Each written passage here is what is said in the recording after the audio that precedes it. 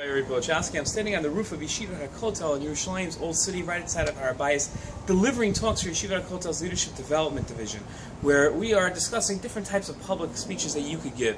This series of speeches are for special occasions. These are talks where you want to get in and get out. These are quick talks where you have a specific role in what you're doing. The first talk we're going to do is a speech of introduction. It's a short speech that introduces the next speaker. Its role is to get the crowd in a mindset where they'll pay attention to what the next speaker is going to say.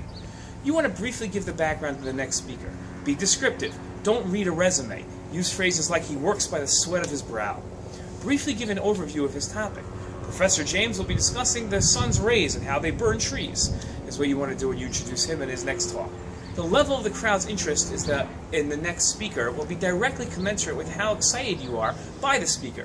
When you introduce him, you want to show enthusiasm and excitement. You want to end by asking the audience to welcome the speaker.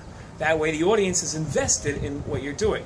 You want to either have them clap, stand up, or pay attention. I'd like to welcome you by standing up and welcoming the professor.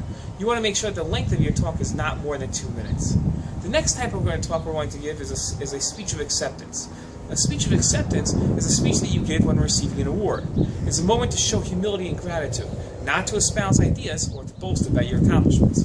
You always want to have a speech prepared. Speaking extemporaneously leads to rambling on and on. Act with humility. Praise with the other nominees. Thank those that helped you achieve the award. Parents, spouses, children, friends, teachers, but keep the list limited. Your first grade teacher doesn't have to be thanked. Always thank the people and the institution that gave you the award. Talk about their goals and why you believe in them and why you associate with them. And again, make sure with this type of speech also, the length is not more than 2 minutes. Thank you for joining us. Shalom.